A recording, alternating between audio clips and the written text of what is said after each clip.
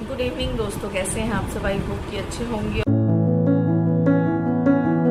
कैसे हैं आप सब? आई होप कि अच्छे होंगे और मैं भी अच्छी हूँ। और मैं आज आप लोगों के साथ एक बात करने आई हूँ। और बात क्या है, वो लास्ट वीक में आप लोगों से पूछी थी। तकरीबन लास्ट वीक नहीं, तकरीबन 13 या 14 दिन पहले एक ब्लॉग डाली थी मैं, और जिसमें मैं आप लोगों को बोली थी कि एक बात है जिसको मैं सोची हूँ, और इस बात के ऊपर मैं पूरे हफ्ते सोचने वाली हूँ, और उसके बाद किस रिज़ल्ट के ऊपर मीन्स कौन सा रिज़ल्ट के ऊपर मैं जाती हूँ, और वो मैं आप लोगों के साथ शेयर करूँगी। याद आया क्या? को याद आया ना? आप लोगों से पूछी थी मैं, बट जिन्होंने वो ब्लॉग को नहीं देखा है उनको तो ये स्टोरी ही नहीं पता होगा, तो इसलिए मैं आप लोगों को रिक्रिएट करके फिर से बता दी कि ये मैं पूछी थी और ये बात मैं बोली थी, है ना? इसलिए रिक्रिएट की मैं।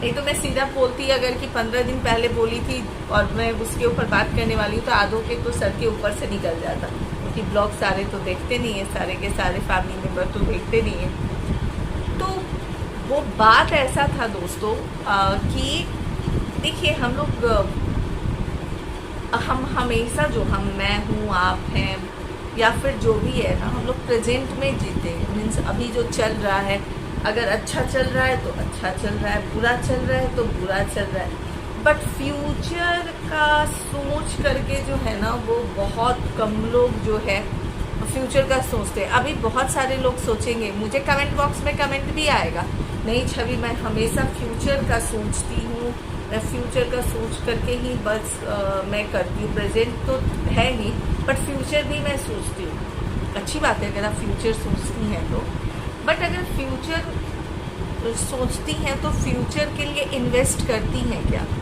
मीन्स फ्यूचर मतलब क्या?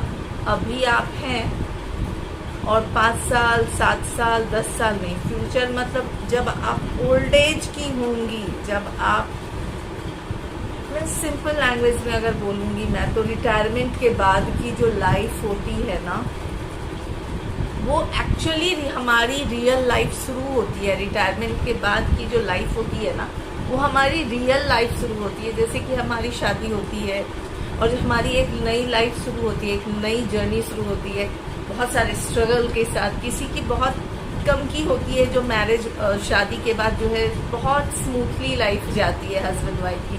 नहीं तो भैया, अगर नए घर में आप आते हो, नए माहौल में आप आते हो, तो थोड़ा बहुत स्ट्रगल तो लाइफ में रहता ही है।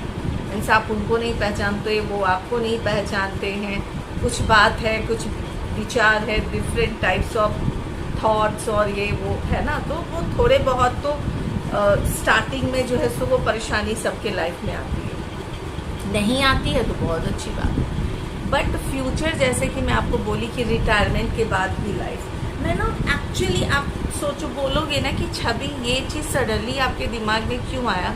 ये सडनली दिमाग में नहीं आया, मैं हमेशा सोचती हूँ ये चीज़ को कि देखिए, जो हमारी जो यंग एज होती है ना, जो हमारा जो जवानी का जो दिन होता है, वो थोड़ा सा अगर कष्ट में भी है ना, तो वो हम लोग इतने कैपेबल होते हैं, इतना हमारे शरीर में ताकत होती है कि हम थोड़ी बहुत जो अगर हमारे लाइफ में अगर कुछ मीन्स गलत हो रहा है या चल रहा है, तो उससे हमें ना लड़ने की क्षमता रहती है, क्योंकि बच्चे भी साथ में रहते हैं। उस समय तक आपके बच्चे आपसे दूर नहीं गए रहते, बच्चे भी साथ में रहते हैं, तो प्लस हमारी खुद की एनर्जी लेवल थोड़ी हाई होती है, तो उससे लड़ने की हमारी क्षमता होती है। बट आफ्टर 60, आफ्टर 65, भगवान करे कि आपकी उम्र 70 साल 75 साल 80 साल 85 साल 100 साल की आपकी उम्र हो, है ना, जो भी मेरे अभी इस वीडियो को देख रहे हैं। लेकिन जब आफ्टर 60, जब आपके बच्चे आपसे दूर चले जाते हैं, अपने अपने जॉब में चले जाते हैं, और आप हस्बैंड वाइफ अकेले रह जाते हैं। बहुत के ऐसे होते हैं कि उनके हस्बैंड उनके साथ नहीं रहते हैं, उन दोनों का साथ भगवान जो है वो छुड़ा देते हैं, अकेले रह जाते हैं इंसान। तो उस टाइम का जो लाइफ जो होता है ना, वो बहुत बहुत स्ट्रगल वाला, मैं मैक्सिमम लोगों के देखी हूँ कि वो जो टाइम होता है बहुत स्ट्रगल वाला टाइम होता है। अब स्ट्रगल टाइम उनका नहीं होता है जैसे कि मान लीजिए किसी के हस्बैंड हैं, फॉर एग्जांपल किसी के भी हस्बैंड अगर गवर्नमेंट जॉब में वो हैं और उनका पेंशन उनको मिलता है, तो फिर उनको लगता है कि भैया मेरे पास पैसा है, मैं इससे अपने मेडिसिन परचेज कर सकती हूँ। वो किसी के ऊपर निर्भर नहीं रहती है, अगर चाहे वो जेंट्स हो, ये सिर्फ लेडीज़ के ऊपर बात नहीं हो रही है, जेंट्स के ऊपर भी, मेल फीमेल दोनों के लिए बात कर रही हूँ मैं। इसलिए आप इसको ये मत सोचिएगा कि सिर्फ ये मेल फीमेल के लिए बोल रही हूँ, मेल तो भैया आते ही नहीं है। मैं हमेशा बोलती हूँ कि मेरे 45% से ज़्यादा मेल फॉलोअर हैं, तो जब मैं कोई भी ब्लॉग बनाती हूँ या फिर कुछ भी बनाती हूँ तो मैं आप दोनों को बताती हूँ, सिर्फ फीमेल और सिर्फ फीमेल के लिए नहीं बताती हूँ, मेल फीमेल दोनों के लिए बताती हूँ। और जो टीनेज की जो कैटेगरी है वो भी मेरी अभी इंक्रीज़ हो रही है, तकरीबन 14% जो है फीमेल टीनेज कैटेगरी भी आ गई है। तो ये अगर वीडियो टीनेज देखते हैं तो उनके लिए भी बहुत समझने वाली बात है। तो जो गवर्नमेंट जो जॉब के जो एम्प्लॉई हैं, जो रिटायरमेंट के आफ्टर रिटायरमेंट, उनके पास उनका फ्यूचर जो है वो थोड़ा सा सिक्योर है ना। लेकिन मैक्सिमम मुझे लगता है कि आज के दिन में गवर्नमेंट जॉब है किसके पास? बहुत कम लोगों के पास है। जिनके पास गवर्नमेंट जॉब है आफ्टर रिटायरमेंट भी उनकी लाइफ बहुत हद तक जो है वो सेटल है। पर जो प्राइवेट वाले हैं वो रिटायरमेंट के बाद क्या मिलता है उनको? पूरे लाइफ का अगर आप वो रिटायरमेंट के बाद का अगर पैसा जोड़ लेते हो तो कितना मिलता है आप? कितना सोचिए कि कितना मिलता है आपको, कितना मिलेगा? अगर आपको पता नहीं है तो अपने पति देव से पूछिए, अगर आप जॉब में नहीं है तो अपने पति देव से पूछिए कि आफ्टर रिटायरमेंट आपको कितना मिलेगा। और अभी से ही अपने रिटायरमेंट के बाद की जो लाइफ है ना उसको सिक्योर करना शुरू कर दीजिए। मैं बहुत सोचती हूँ यार इस मामले में, मैं हमेशा गुड्डू को बोलती हूँ कि मुझे बुढ़ापा ना बहुत अच्छा चाहिए, मुझे बुढ़ापा बहुत पीसफुल चाहिए, मुझे बुढ़ापा जो है वो स्ट्रगल वाला नहीं चाहिए। तो अगर बुढ़ापा अगर स्ट्रगल, तो हमेशा गुड्डू हंसते हैं, हमेशा कहते हैं कि तुम ऐसा क्यों सोचती हो कि तुम्हारा बुढ़ापा स्ट्रगल वाला रहेगा? तुम्हारा बुढ़ापा एकदम स्ट्रगल वाला नहीं रहेगा। तो ये चीज़ के लिए मैं गुड्डू को हमेशा अप्रिशिएट करती हूँ कि जब भी मैं उनको ये चीज़ बोलती हूँ तो सामने से बहुत पॉजिटिव और बहुत स्माइल करते हुए कहते हैं। लेकिन मैं हमेशा मेरे दिमाग में होता कि जो लोग इस चीज़ को नहीं सोचते हैं, बहुत ऐसी लेडीज़ हैं जो सोचती नहीं है, अभी के लाइफ में अभी के टाइम को एंजॉय करती हैं। तो अगर आपको मैं फिर से बता देती हूँ, ये जो लाइफ अभी है ना ये कुछ नहीं है। आफ्टर 60 जो है ना आपकी लाइफ शुरू होती है। 65 और 70 में जो हमारी जो बेसिक जो नीड्स होती है ना वो मेन हो जाता है मेडिसिन। बहुत कम ऐसे मेल हो चाहे फीमेल हो जिनको मैं देखी हूँ कि वो बिना मेडिसिन के हैं। 99% जो लेडीज़ हैं या जेंट्स हैं उनको दवा की ज़रूरत ही पड़ती है।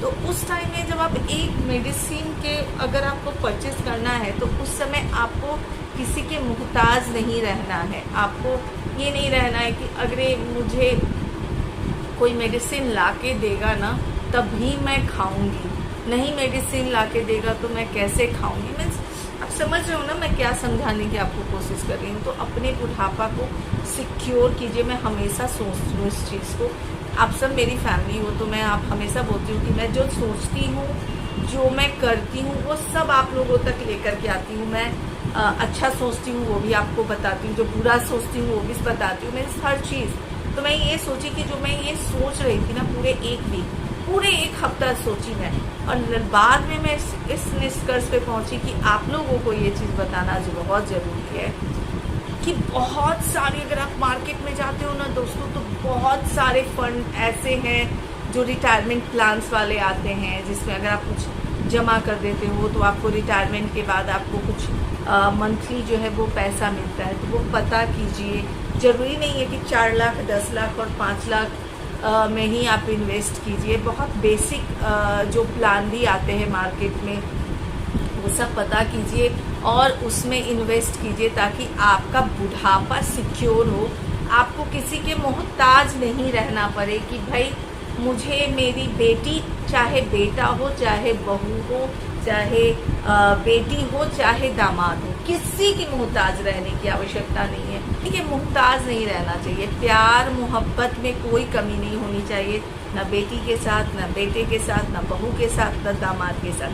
किसी के साथ प्यार मोहब्बत में कोई कमी नहीं रहनी चाहिए। जितने जो प्यार आप बेटी को देते हो वही प्यार आपको बहू को भी देना चाहिए, जो प्यार बहू को देते हो वही प्यार आपको दामाद को भी देना चाहिए। लेकिन सेल्फ इंडिपेंडेंस रहना बहुत ज़रूरी है, वो भी बुढ़ापे में। अगर अभी यंग एज में नहीं हो तो फिर भी चल जाता है, लेकिन बुढ़ापे के लिए अभी से सब कुछ सही करके आप रखिए। ठीक है ना। मैं एक्चुअली इसके ऊपर तो मैं पूरा रामायण लिख दूँ, बट अगर मैं रामायण लिखने बैठ जाऊँ इसके ऊपर तो फिर कौन सुनेगा, कोई नहीं सुनेगा। बेसिक मैं आपको समझा दी हूँ कि मैं इसको बहुत दिनों से सोच रही थी इसके ऊपर। मैं हमेशा बोलती हूँ कि भैया जवानी कैसे भी बीत जाता है, लेकिन बुढ़ापा हमेशा सिक्योर रहना चाहिए, किसी के मुहताज नहीं रहना चाहिए। ऐसे प्यार में कोई कमी नहीं, किसी के साथ प्यार में कोई कमी नहीं होनी चाहिए, ना बेटे के साथ, ना बहू के साथ, ना बेटी के साथ, ना दामाद के साथ। बट खुद का सेल्फ रिस्पेक्ट, खुद का जो सेल्फ रिस्पेक्ट है उसको कभी भी ख़त्म नहीं करना चाहिए। अपना सेल्फ रिस्पेक्ट जो है वो है भैया आपके यहाँ जाएंगे, बट मैं आपके ऊपर आश्रित नहीं रहूँगी।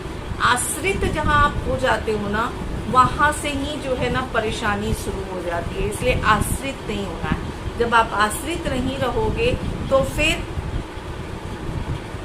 समझ रहे हो ना, आश्रित मत रहो।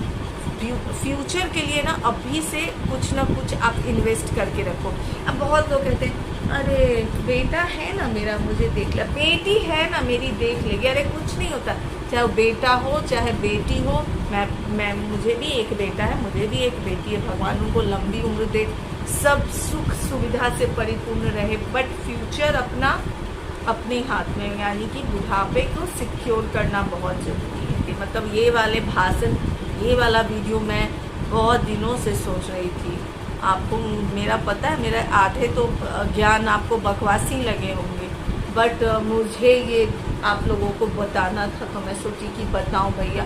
मैक्सिमम जेंट्स सोच, मीन्स लेडीज़ को क्या बोला जाए, जेंट्स भी नहीं सोचते बहुत चीज़। मीन्स मैक्सिमम जेंट्स को समझ में नहीं आता ये चीज़, बेसिक चीज़ है ये, बट उनको उनके फ्यूचर का मैक्सिमम जेंट्स को समझ नहीं आता। चल रहा है चलने दो, हो रहा है होने दो, कट रहा है कटने दो। अरे बाबा फ्यूचर देखो, फ्यूचर ये समझ नहीं आता। आज का ज्ञान यहाँ पे ही समाप्त करती हूँ। मिलती हूँ फिर दूसरे ज्ञान के साथ। ये बात मैं बहुत दिनों से सोच रही थी बोलना आप लोगों को। चलिए बाय।